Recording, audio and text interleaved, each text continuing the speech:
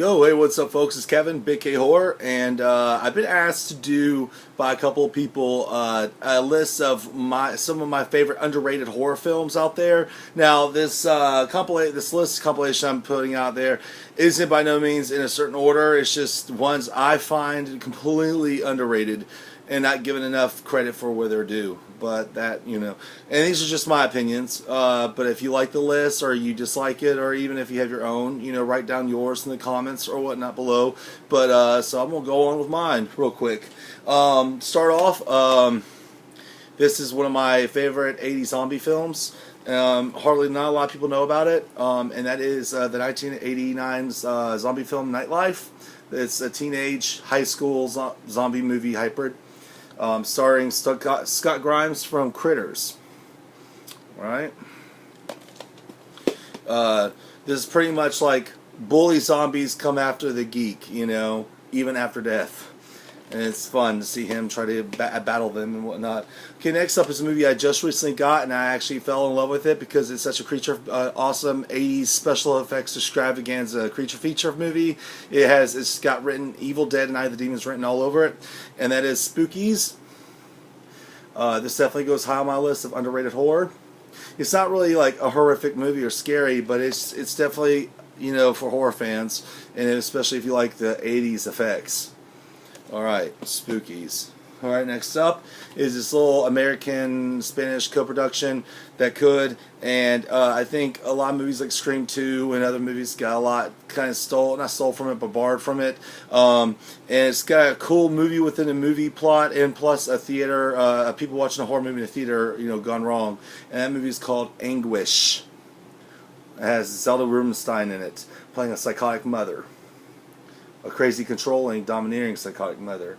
But yeah, Anguish. Very underrated and very fucking well done. This is a great suspenseful slasher film. Right? And there's some good movie within a movie theater horror shit going on in this film. Alright, next up. Okay, next up is this haunted house horror film. Many people who know me know I love this movie.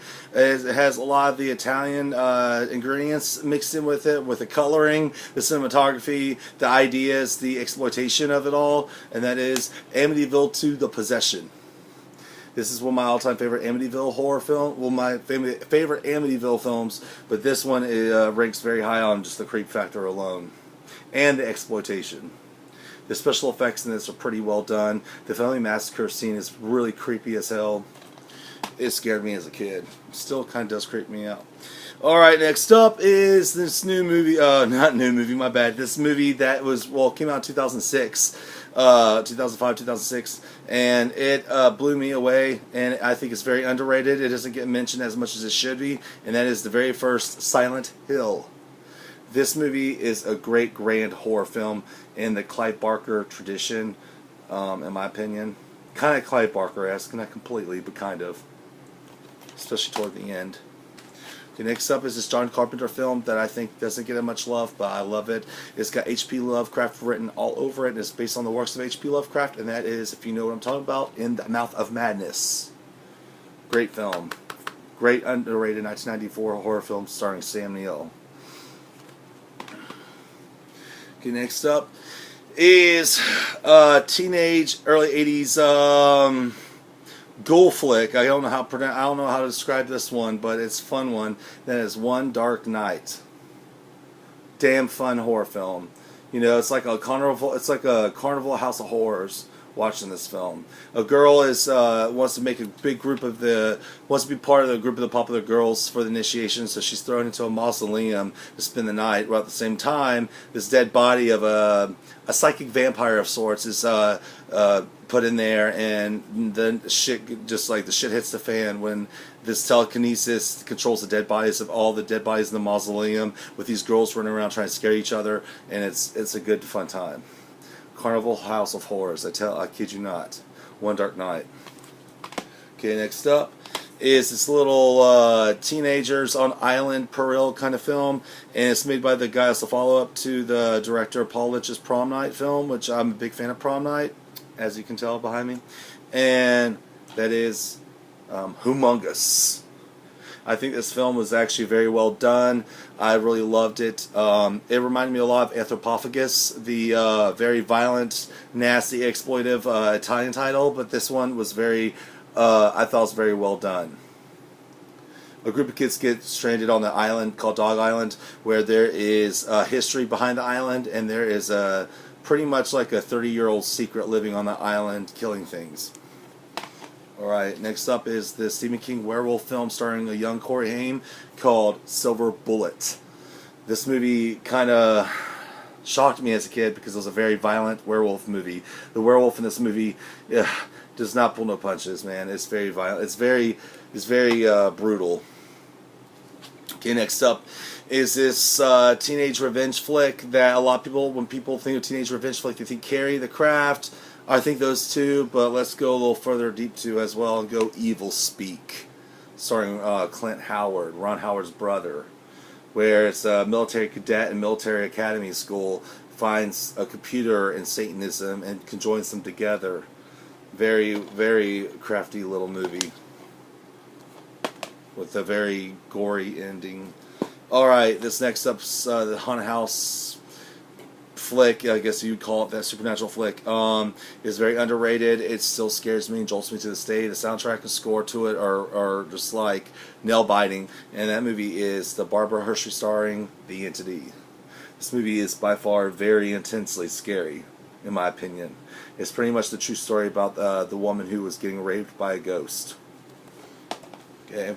Next up is going to get a lot of eye rolls, but I don't give a shit because I love this movie. After I recently watched it again, I was like, wow, this movie's fucking cool. It's a Wes Craven movie, and it's kind of like a really well-hated Wes Craven film, but I think it's really, really underrated, and I loved it.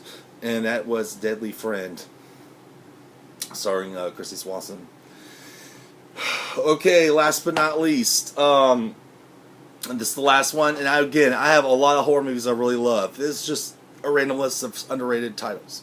But this last one's a horror comedy. It's made by a guy named Mike Mendez who came out with this movie back in like 2000. And his other movie from 2004, 2005, 2006, Grave Dancers, would go on this list as well, but I forgot to add it to it and before I started this video. But his first film here, or second film technically, The Convent, I think it's starring Agent. Well, it has a bunch of people in it. Agent Barbeau plays a role in it, but this movie is fucking fun. F-U-N fun.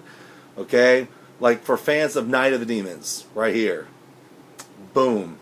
All right, it's about a woman who goes about an old convent that's run down, kind of like Whole House from Night of the Demons, where a bunch of old nuns and priests were murdered by a student because of, well, a lot of backstory, but basically kids break into it one night to put their sorority and fraternity letters inside it, and all hell breaks loose, and there's some Satanists inside trying to raise the dead, or raise, to do a satanic ritual that goes very wrong, and it all boils together to a head. Anyway, so yeah, this movie's a blast. If you've never seen it, I highly recommend you check it out. Just put your seriousness to the side and watch this and have a damn fun time, because that's what this movie is a damn fun time. Alright, so that's my list right there of underrated horror for right now. There's more and more, so maybe I'll have a part 2 eventually. Comment below if you want to. Alright, peace out.